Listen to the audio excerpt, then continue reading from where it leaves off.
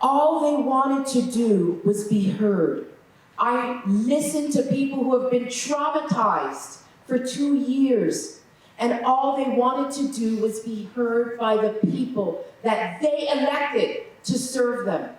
And our Prime Minister lost a great opportunity to do what leaders do, and that is listen and serve the people. That's right. And all they wanted to do was have a voice, and we could not even give them that. Instead, what did we do?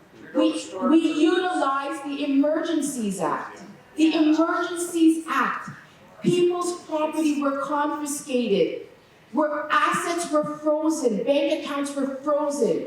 Irrespective of what you believe, we have a system of due process for when we confiscate people's properties in this country, and it was not adhered to. And that instills a lack of confidence in our democracy and in our system. And I'm running to make sure that that doesn't happen again.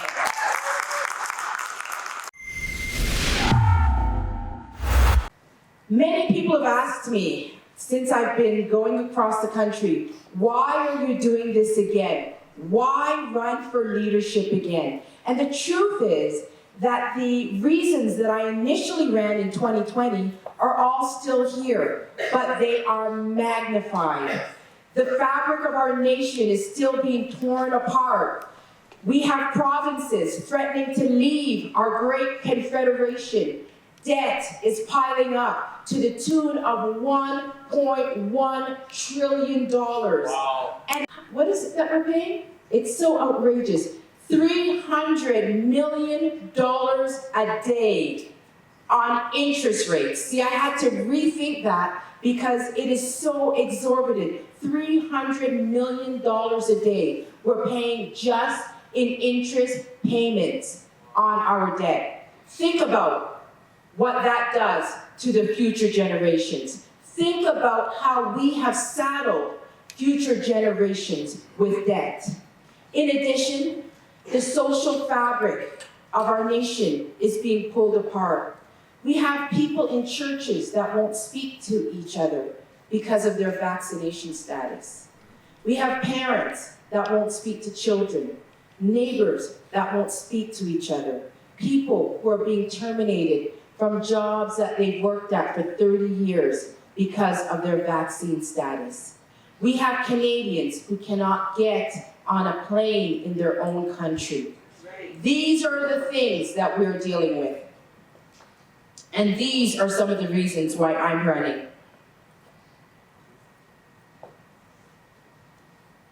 We also have seen encroachments, governmental encroachments upon our freedom.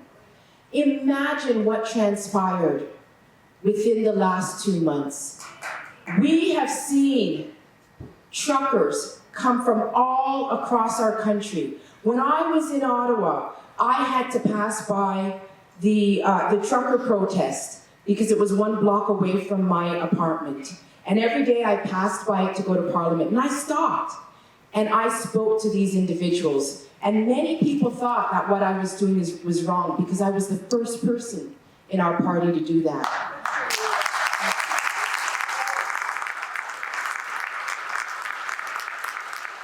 And I heard people telling me that all they wanted to do was be heard.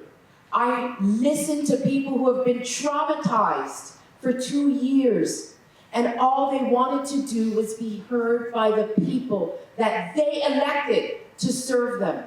And our Prime Minister lost a great opportunity to do what leaders do, and that is listen and serve the people. That's right. And all they wanted to do was have a voice, and we could not even give them that. Instead, what did we do? We utilized the Emergencies Act. The Emergencies Act. People's property were confiscated, where assets were frozen, bank accounts were frozen. Irrespective of what you believe, we have a system of due process for when we confiscate people's properties in this country, and it was not adhered to. And that instills a lack of confidence in our democracy and in our system. And I'm running to make sure that that doesn't happen again.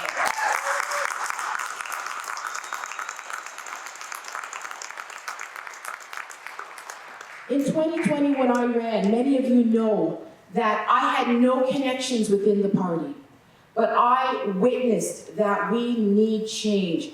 We were moving towards a culture where people were not even free to speak, where people were not even free to acknowledge their faith in public. We were canceling everything that made this country great. Even our Canadian identity, we were being taught that is something that we should not be proud of. And to me, that is a travesty. And so I put my name forward in 2020. And the message that I had resonated with people, and we won the popular vote as an outsider.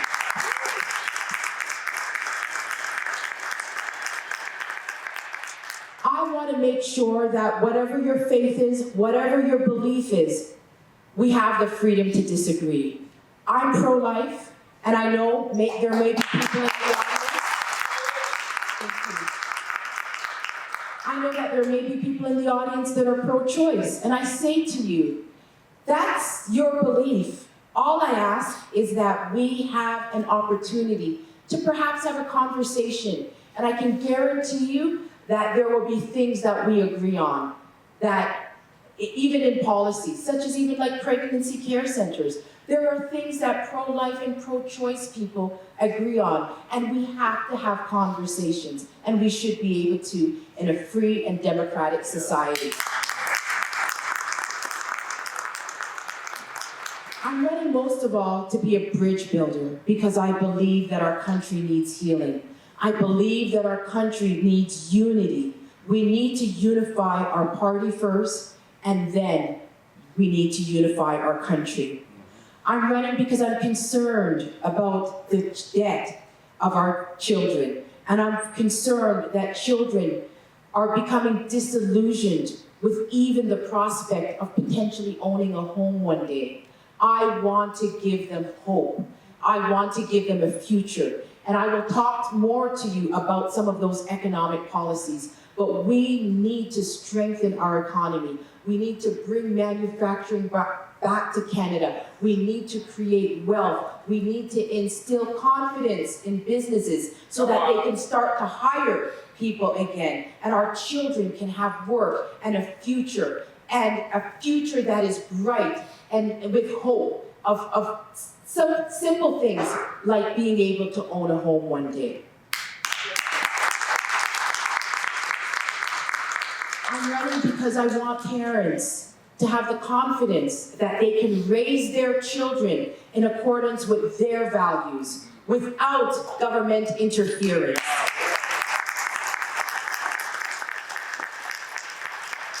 I'm running because I want people of faith to feel free in this country and to know that we respect the Charter of Rights and that Section 2B, the right of freedom of expression and freedom of religion, is upheld in this country. I want people of faith to know that they have a right to practice their faith without government interference and without government imposing their values upon them.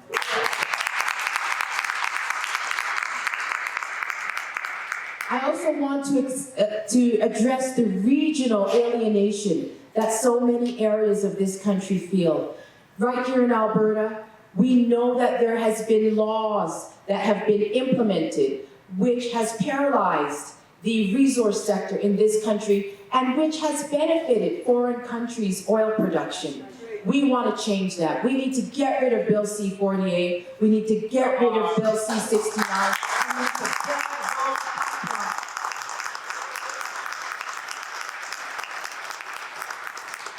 Building pipelines is actually good for the environment, and many of you know that I have a Master's of Environmental Studies, so I take protecting the environment very, very seriously. And I can tell you that pipelines are the most efficient way to transport oil.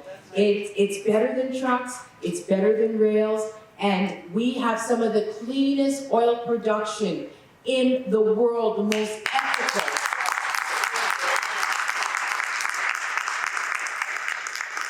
There's absolutely no need for us to be importing oil. And furthermore, we have liquefied natural gas. If we can build our pipelines, get that to Tidewater, we can get our products over to Europe, offset some of that 40% of oil that they import from Russia, and stop enriching countries like Russia to invade countries like Ukraine.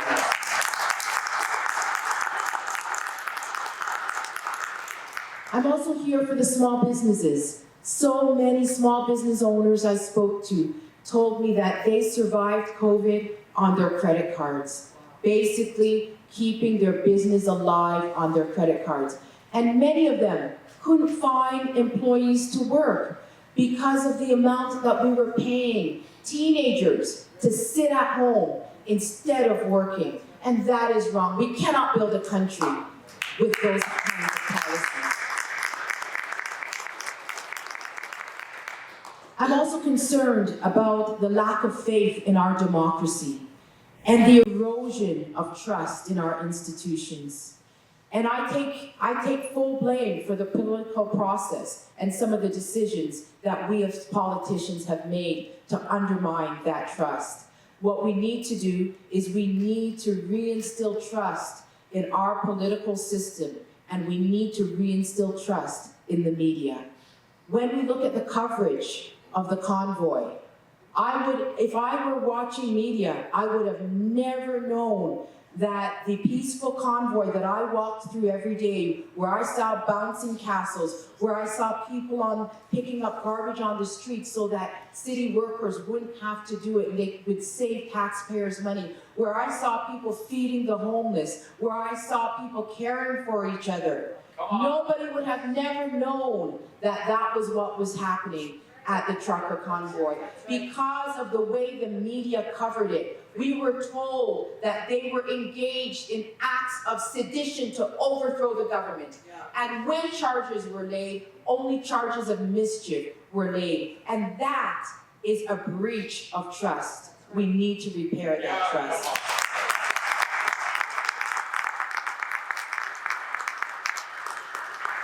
We also need to bring back prosperity. And that means that we have to have confidence in our economy.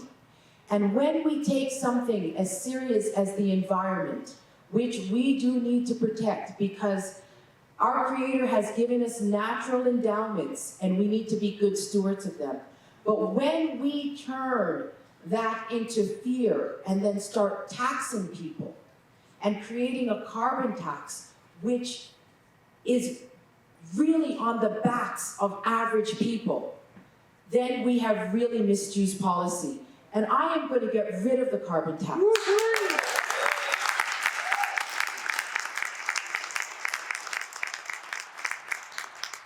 Because I know that there are different ways to protect our environment. And I'm going to talk to you about some of those policies later on in our question period. I'm not a career politician, as you can see. I'm someone who, I was a lawyer and I had my law firm. I had a very, very successful business. I've done very well and I give God thanks for that.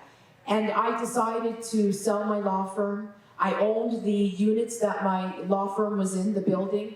I sold that and I decided to give my life to serving the people, to make sure that the country that I grew up in is there for my children. And so I say to you that the next leader has to be one who is willing to sacrifice, who's willing to build bridges, who's willing to do what it takes to unite and prosper that country and cost it what it may. I'm willing to pay that price. Thank you. Rebel News is out there covering the other side of the story, and we are doing so on the leadership race for the Conservative Party of Canada. To ensure you don't miss a single report, you can stay tuned at leadershipreports.ca.